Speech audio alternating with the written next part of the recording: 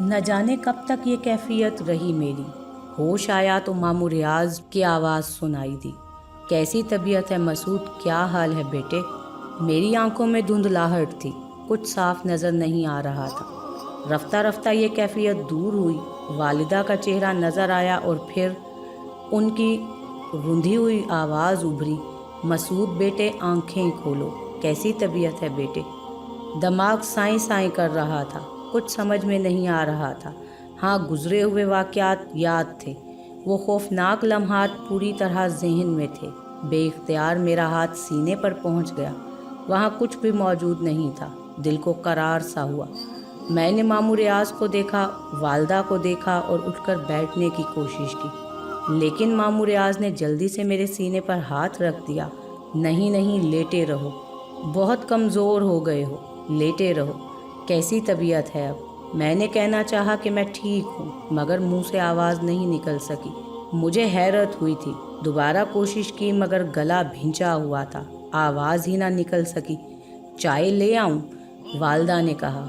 ہاں، ڈاکٹر صاحب نے یہی کہا تھا، آپ لے آئیے، ماموں ریاض بولے، اور والدہ اٹھ کر باہر نکل گئیں۔ میں اپنے گھر میں تھا، اپنے کمرے میں تھا، نہ جانے یہ سب کیسے ہوا تھا اور میری آواز کو کیا ہو گیا تھا۔ ماموں ریاض نے کہا، بولو مسعود میاں، کیا ہوا تھا؟ پیر پھاگن کے مزار پر کیوں گئے تھے؟ وہاں بے ہوش کیسے ہو گئے تھے؟ تمہیں اندازہ ہے کہ پورے 2 دن کے بعد تمہیں ہوش آیا ہے؟ سخت بخار میں پھونک رہے تھے، وہاں مزار کے مجاوروں نے تمہیں بے ہوش پڑے پایا تھا۔ اتفاق سے میرے ایک شناسہ حیدر علی مزار پر فاتحہ پڑھنے گئے ہوئے تھے، تمہیں جانتے تھے، وہی تمہیں یہاں تک لائے تھے۔ کیا واقعہ ہوا تھا؟ کچھ بتاؤ تو صحیح۔ میں نے بولنے کے لیے کافی زور لگایا مگر آواز کسی طرح بھی نہ نکل سکی اور میرے چہرے پر بے بسی پھیل گئی۔ ماموں ریاض کو شاید احساس ہو گیا تھا، ان کے چہرے پر تشویش کے آثار نظر آنے لگے۔ اتنی دیر میں والدہ چائے لے آئی تھی۔ ماموں ریاض بولے، یہ بول نہیں پا رہا باجی۔ والدہ متوحش لہجے میں بولی، ہاں یوں لگ رہا ہے جیسے بولنے کی کوشش کر رہا ہے لیکن آواز نہ نکل رہی ہو۔ کیا ہو گیا میرے بچے کو؟ الہی خیر، کیا ہو گیا اسے؟ والدہ صاحبہ کی آنکھوں سے آنسو بہنے لگے۔ حوصلہ رکھیں باجی، اللہ بہتر کرے گا۔ اٹھو مسعود میاں، چائے پی لو، بدن میں جان آ جائے گی۔ مجھے اٹھنے میں کوئی دقت نہیں ہوئی تھی۔ ماموں میاں نے چائے کی پیالی میرے ہونٹوں سے لگائی مگر منہ ہی نہ کھل سکا۔ لاکھ کوشش کی مگر ہونٹ ایک دوسرے سے چپک کر رہ گئے تھے۔ ماموں ریاض اب بے حد پریشان نظر آنے لگے۔ پھر وہ بھرائے ہوئے لہجے میں بولے، چمچہ لے آئیے، شاید منہ کھولنے میں دقت ہو رہی ہے۔ تمام جتن کر لیے مگر میرا منہ نہ کھلا۔ والد صاحب بھی آ گئے، مجھ پر تبصرے ہوتے رہے۔ والد صاحب کی ایما پر مجھے ایک کاغذ تھما دیا گیا تاکہ میں لکھ کر بتانے کی کچھ کوشش کر سکوں، لیکن میری انگلیاں اکڑ گئیں، قلم پر گرفتی نہ قائم ہو سکی۔ شام کو کئی ڈاکٹر آئے، میرے معائنے ہوئے لیکن کوئی فیصلہ نہیں ہو سکا۔ میں غذا اور پانی سے محروم ہو گیا تھا۔ ڈاکٹروں نے مشورہ دیا کہ ہسپتال میں داخل کر دیا جائے، ہو سکتا ہے فالج کا اثر ہو۔ سب لوگ میرے سامنے ہی باتیں کر رہے تھے اور ان کی باتیں مجھے سمجھ میں بھی آ رہی تھی مگر میں کچھ کہہ نہیں سکتا تھا۔ طے یہ ہوا تھا کہ دوسرے دن مجھے ایک اچھے ہسپتال میں داخل کر دیا جائے گا۔ رات ہو گئی تھی، اہل خانہ کی پریشانی کا مجھے احساس پوری طرح سے تھا۔ دل میں سخت شرمندہ تھا کہ مصیبت خود مول لی ہے۔ دوسرے بھی پریشان ہوئے اور اپنی جان پر بھی بن گئی۔ آدھی رات تک سب میرے قریب رہے، پھر مجھے نیند آ گئی تھی تو مجھے تنہا چھوڑ دیا گیا مگر زیادہ دیر نہیں گزری تھی کہ آنکھ کھل گئی۔ مدھم روشنی والا بلب جل رہا تھا مگر رات کا وقت تھا، وولٹیج زیادہ ہونے کی وجہ سے اس زیرو کے بلب کی روشنی بھی تیز ہو گئی تھی۔ پہلے میری نگاہ چھت پر پڑی، وہاں ایک غیر معمولی طور پر بڑی مکڑی چپکی ہوئی تھی۔ اتنی بڑی اور ہیبت ناک مکڑی میں نے اس سے پہلے نہیں دیکھی تھی، خاص طور سے اس کی آنکھیں، وہ سرخ آنکھیں مٹر کے دانوں کے برابر تھیں اور مجھے گھور رہی تھی۔ میرے بدن میں خوف اور دہشت کی لہریں اٹھنے لگیں۔ میں سہمی ہوئی نظروں سے اس بھیانک مکڑی کو دیکھتا رہا۔ اچانک اس نے اپنی جگہ سے جنبش اور اپنے بدن کے لیس دار مادے کا ایک تار چھوڑتی ہوئی وہ اس کے سہارے نیچے اترنے لگی۔ اس کا نشانہ میرا سینہ تھا۔ دہشت سے میرا رواں رواں کانپ رہا تھا۔ मकड़ी मेरे सीने पर उतर गई और ये देखकर मेरी सांस रुकने लगी कि उसका चेहरा बूढ़े साधु का चेहरा था। बदन मकड़ी का था और उसका हल्का सा वजन मुझे अपने सीने पर महसूस हो रहा था। फिर बूढ़े साधु की वही मिनमिनाती हुई आवाज़ मुझे सुनाई दी, तूने वादा खिलाफ़ी की है मूर्ख। मैंने मेरे मुंह से निकला और मुझे अपनी आवाज़ के खुल जाने पर सख्त हैरत हुई। तुझसे पहले ही कहा था मैंने, मुझसे काम लेना है तो हिम्मत करना होगी, पहले मेरा काम करना होगा, इसके बाद संसार में तेरे लिए इतना कुछ होगा कि तुझसे संभाले ना संभाला जाएगा। दौलत तेरे सामने कूड़े के ढेर की तरह पड़ी होगी, तू मुंह से जो बात निकालेगा पूरी होगी। अब भी मैं तुझसे यही कहता हूँ, पुतला वहाँ पहुँचा दे जहाँ मैं चाहता हूँ, तेरा काम ख़त्म हो जाएगा। आखिर तू कौन है? मैंने हिम्मत करके पूछा। मैं तेरी खुशबख्ती हूँ मूर्ख, मेरा ये काम एक मुसलमान ही कर सकता था, वो मुसलमान जो खुद मेरे पास चल कर आए, मुझसे कुछ लेना चाहे।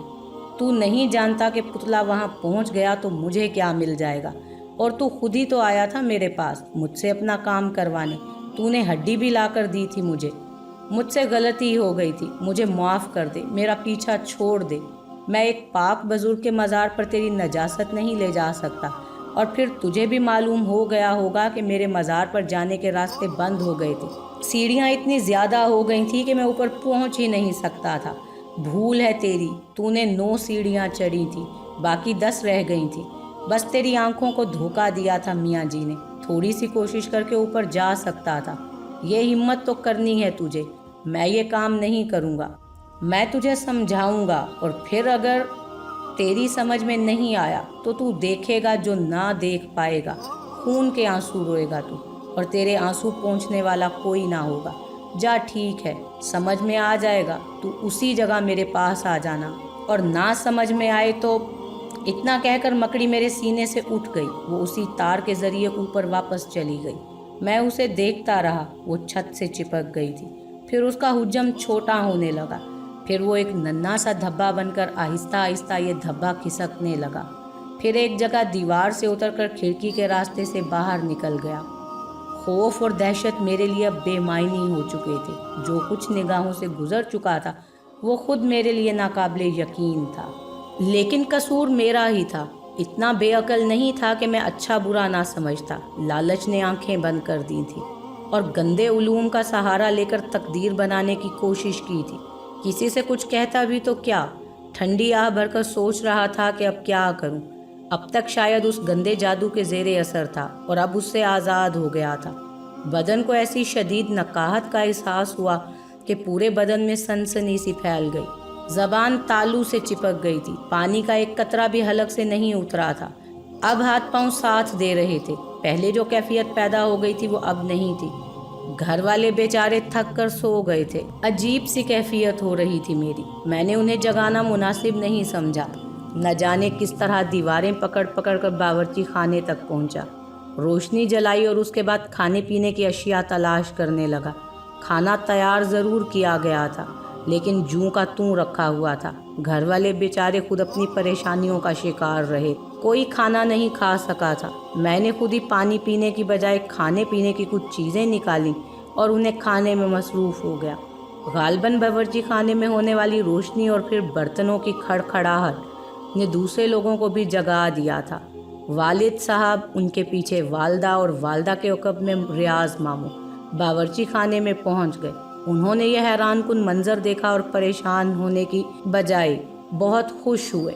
इलाही तेरा शुक्र, वालदा के मुंह से आवाज़ निकली, इलाही तेरा शुक्र है। भूख लग रही है मेरे बच्चे को, तू पीछे हट, मैं तुझे खाना देती हूँ। नहीं अम्मी, मैंने खाना खा लिया है, बस एक गिलास पानी दे दीजिए, मैंने कहा, और उन सब के जर्द चेहरे खुशी से खिल उठे।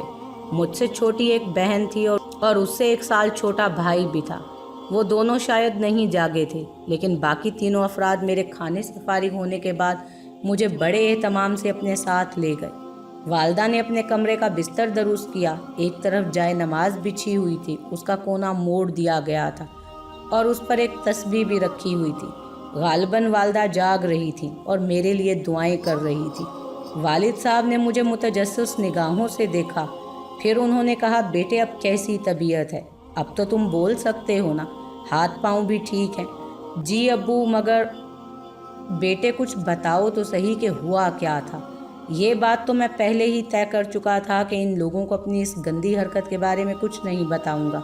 میں نے خاموشی اختیار کی تو ریاض ماموں بولے، رہنے دیجئے بھائی جان، یہ بالکل صحت مند ہو جائے تو ہم اس سے پوچھ لیں گے، دماغ پر زور ڈالنا مناسب نہیں ہے ابھی۔ تم یوں کرو مسعود میاں، یہیں سو جاؤ باجی کے بستر پر، کسی قسم کی کوئی گرانی تو محسوس نہیں کر رہے؟ اب میں بالکل ٹھیک ہوں۔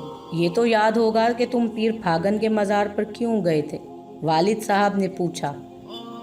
شدید تجسس انہیں بے چین کر رہا تھا، مگر ماموں ریاض نے پھر مداخلت کرتے ہوئے کہا، بھائی جان خدا کے لیے ابھی یہ تمام باتیں رہنے دیں۔ آپ کو اندازہ ہے کہ کتنی مشکل صورتحال ہوئی ہے۔ والد صاحب خاموش ہو گئے۔ ماموں ریاض ہمارے ساتھ ہی رہتے تھے، نانا نانی مر چکے تھے، ان کی بس ایک یہی بہن تھی جو میری والدہ تھیں، مجھ سے بس چند سال ہی بڑے تھے، بڑے باہمت اور مخلص آدمی تھے، لیکن میں نے انہیں کبھی بھی اپنی کارستانیوں کی ہوا نہیں لگنے دی تھی۔ باہر تو اور مجھے افسوس تھا کہ میری غلط حرکت کی وجہ سے ان لوگوں کو پریشانی اٹھانی پڑی تھی۔ دوسرے دن والد صاحب دفتر بھی نہیں گئے، ماموں ریاض نے بھی چھٹی کر لی تھی، بہن اور بھائی بھی گھر میں ہی تھے، سب کے سب بہت خوش نظر آ رہے تھے۔ میری جسمانی کیفیت بالکل اعتدال پر تھی، بس دل کی دھڑکنیں تیز تھی اور یہ خوف بار بار دل کو دہلا رہا تھا کہ وہ منحوس جادوگر کوئی ایسا عمل نہ کرے جس کی وجہ سے ان لوگوں کو دوبارہ پریشانیوں کا سامنا کرنا پڑے۔ بڑا ہی پچھتاوا تھا دل کو کہ اپنی ایک غلط حرکت کی وجہ سے پورے گھر کے لیے مصیبت مول لے بیٹھا ہوں۔